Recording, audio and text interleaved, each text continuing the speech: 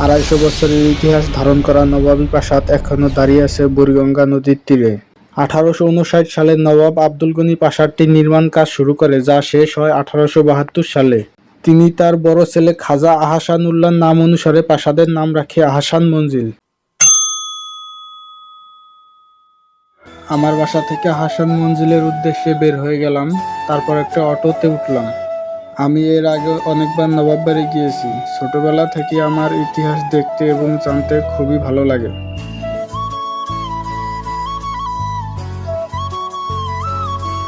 দেখতে দেখতে নবাব বাড়ি চলে আসলাম।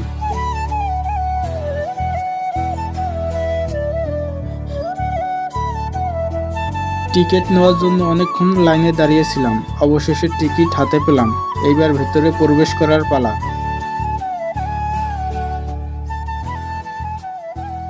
অতীতে এটা ছিল ফরাসি এক বণিকের বসত বাড়ি। ১৮৩০ সালে খাজা আমিনুল্লাহ ফরাসি ওই বণিকের কাছ থেকে বাড়িটি কিনে নেন। তারপর ১৮৫৯ সালে নবাব আবদুল গনি প্রাসাদটির নির্মাণ কাজ শুরু করে, যা শেষ হয় ১৮৭২ সালে। তিনি তার বড় ছেলে খাজা আহসান-উল্লাহর নাম অনুসারে প্রাসাদটির নামকরণ করে আহসান মঞ্জিল।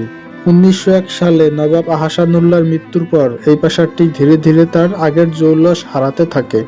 তারপর ১৯৫২ সালে সঠিক উত্তরসূরির অভাবে দীর্ঘদিনের এই নবাবী প্রথা বিলুপ্ত হয়ে যায়।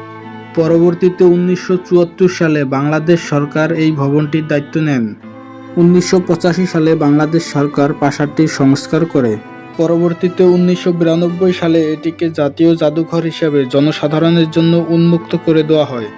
চলেন এবার ভিতরে প্রবেশ করা যাক। মিউজিয়ামে প্রবেশের পরেই ডান দিক দিয়ে ঢুকতে হয় এবং সামনের দিক দিয়ে বের হতে হয়। সব জায়গায় সাইনবোর্ডে নির্দেশনা দেওয়া থাকে।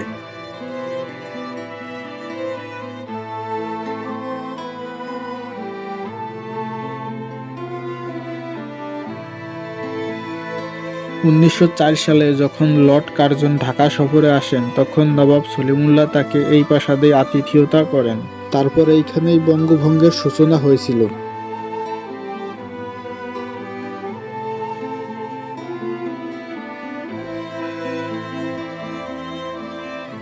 জানলে অবাক হবেন, ১৯০১ সালে ১৮ ডিসেম্বর ঢাকা শহরে সর্বপ্রথম এই প্রাসাদে বিদ্যুৎ ব্যবহার করা হয়েছিল।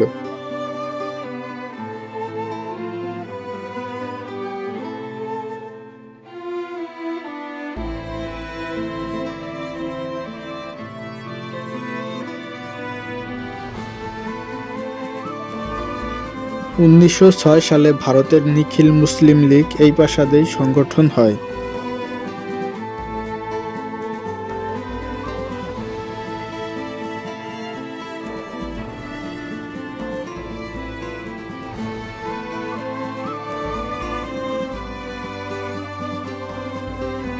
প্রাসাদটি অনেক বড়, তবে বেশিরভাগ জায়গায় ভিডিও করার অনুমতি ছিল না, তাই আপনাদের সবকিছু দেখাতে পারি নাই।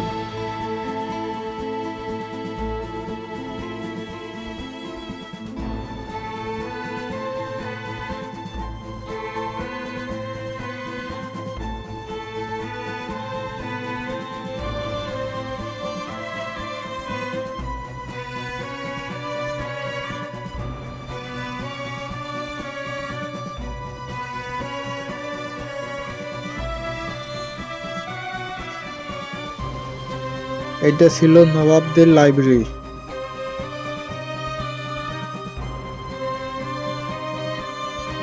এখানে যুদ্ধের অস্ত্র ছিল।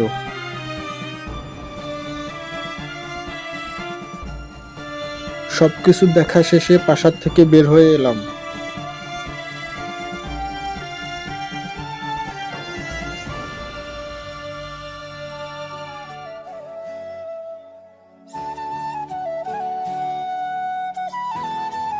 প্রাসাদটি বাহির থেকে অনেক সুন্দর এবং অনেকেই ছবি তুলতেছিল।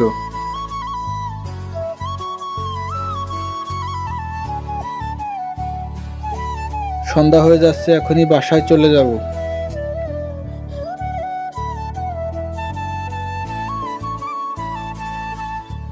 বন্ধুরা, ভিডিওটা কেমন লাগছে অবশ্যই কমেন্ট করে জানাবেন। ভালো লাগলে একটা শেয়ার করে দিবেন। আল্লাহ হাফেজ।